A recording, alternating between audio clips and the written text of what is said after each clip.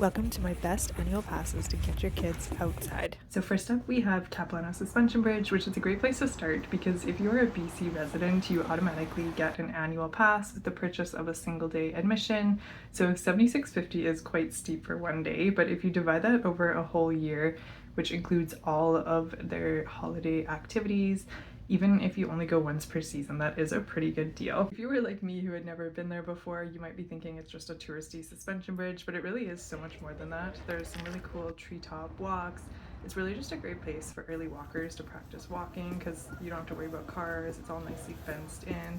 I got this pass when my son was 1 and it was a great place for him to practice walking outside in the early years.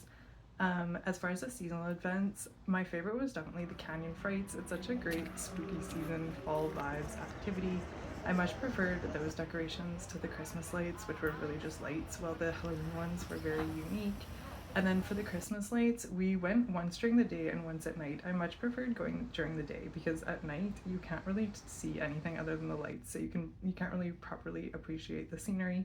But of course the beauty of having a season's pass is you can try both. Next up we have the Sea to Sky gondola, which the regular price is about $220, which is a little steep, but they have sales every April and Christmas time where it usually sells for around $169. So that means if you go more than twice, you're getting a great deal. And this is another great place that's just amazing to check out during all the different seasons. So of course going in the summer is fun. There's even a trail specifically for kids with all kinds of obstacles and stuff to keep them engaged, but I would say going in the winter is even kind of like a toddler hack, especially because in Vancouver, of course, we're not guaranteed any snow, and I know this past winter my toddler was really missing it. So it's just such a treat to be able to take him. Of course, the sunsets in the winter are just to die for. I also thought it was worth mentioning that the Sea to Sky Seasons Pass has some partner companies. For example, you get 25% off lift tickets at Silver Star Resort, and I see you also get 20% off day passes at the Malahat Skywalk on Vancouver Island, which we've never actually been to, but we're going there at the end of August. I know you're probably thinking, I don't want to drive all the way to Squamish, my kid is horrible in the car. Trust me, I've been there, I understand. And you're probably thinking, why can't I just go to Grouse instead? Which I've never personally had a season's pass to Grouse, but I have been there tons of times. I even got married there. So I will give you my thoughts on that. So an annual Grouse season's pass is also about $219. That is essentially just an unlimited gondola pass. That's the very bare bones one. It doesn't even include parking. They also have an upgraded pass called Annual Plus, which is usually about $279. That does include unlimited parking. It also includes one free ropes course and one free coaster ride, which I would say is a lot better if you have older kids, of course, as toddlers cannot partake in these activities. But overall, my general thoughts is just that this, to me personally, the Sea to Sky gondola just feels like so much more of an actual adventure. When you're up there, you just feel so much more like you're in the Alpine.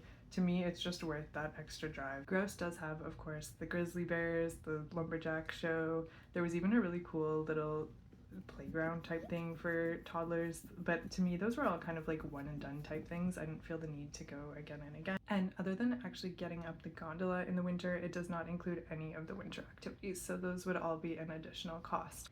So there's one more pass that I have not actually experienced myself, as your child has to be 5 years old to do it, but I'm greatly looking forward to. It is called Wild Play in Maple Ridge, which is a ropes course. They also have locations in Victoria and Nanaimo, which the passes are transferable. The passes are usually $160 for adults, $120 for kids, but they're actually on sale right now for $99 and $79, which is a great deal as the day passes are usually about $50. If you've never been to Wild Play before and you don't know what it is, it's essentially a ropes course. There's one for kids and one for adults. The kids one, you have to be at least 3'9". The adult one, you have to be at least 4'8". But the kids seasons pass does include admission to the adult one if the child is tall enough, and it's essentially just kind of like a self-serve. You have a carabiner, you clip yourself on, you move through the course on your own. So overall, these are just my top ideas for kind of unique ways to get your kids outside, interacting with nature in different ways, and getting excited about just having memorable days outside. If you have any other suggestions, please leave them below, and thank you for watching.